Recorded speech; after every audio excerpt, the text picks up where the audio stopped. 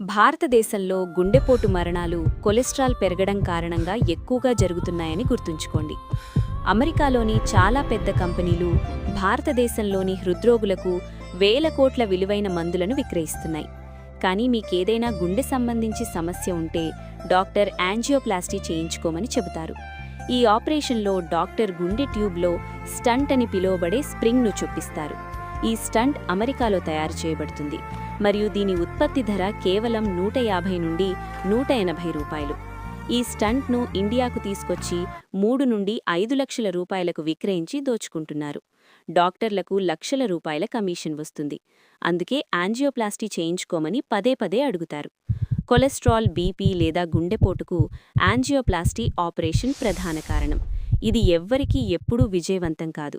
ఎందుకంటే doctor heart ట్యూబ్లో పెట్టే spring ball point pen spring లాంటిది. అయితే కొన్ని నెలల్లోనే ఆ స్ప్రింగ్కి 2 వైపులా కొలెస్ట్రాల్ మరియు కొవ్వు పేరుకుపోవడం ప్రారంభమవుతుంది. దీని కారణంగానే రెండోసారి గుండెపోటొస్తుంది. మళ్లీ యాంజియోప్లాస్టీ చేయించుకోవాలని కొంతమంది డాక్టర్లు చెబుతారు. లక్షల రూపాయలు దోచుకుని నీ ప్రాణం తీస్తారు. ఈ దేశీయ ఔషధాలు ఇలా ఉపయోగించండి. 1 కప్పు నిమ్మరసం తీసుకోండి.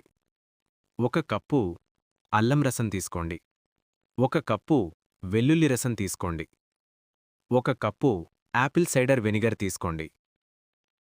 4గింటిని కలపండి మరియు తక్కువ మంట మీద వేడి చేయండి.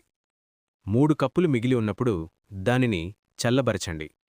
ఇప్పుడు మీరు దానికి 3 కప్పుల తేనె కలపండి. ఈ ఔషధం 3 స్పూన్లు ప్రతిరోజూ ఉదయం ఖాళీ కడుపుతో తీసుకోండి.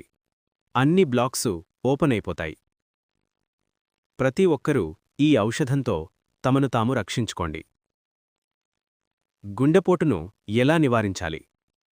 గుండెపోటు సమయంలో చాలామంది ఒంటరిగా ఉంటారు. కాబట్టి వారికి ఎటువంటి సహాయం లేకుండా శ్వాస తీసుకోవడంలో ఇబ్బంది ఉంటుంది. గుండెపోటు రాగానే మూర్ఛపోవడం ప్రారంభమవుతుంది. కేవలం 10 సెకన్లు మాత్రమే ఉంటాయి. అటువంటి స్థితిలో బాధితుడు తీవ్రంగా దగ్గాలి. దగ్గు చాలా బలంగా ఉండాలి. ఛాతీలోంచి ఉమ్మి వచ్చేంతవరకు దగ్గాలి. సహాయం వచ్చేవరకు ప్రక్రియ పునరావృతం చేయాలి. తద్వారా హార్ట్ బీట్ సాధారణంగా ఉంటుంది. గట్టిగా దగ్గడం వలన ఊపిరితిత్తులు శ్వాస, ఆక్సిజన్ను ఉత్పత్తి చేస్తుంది. బిగ్గరగా దగ్గడం వల్ల గుండె కుంచుకుపోయి రక్త ప్రసరణ క్రమం తప్పకుండా నడుస్తుంది. Please subscribe and share.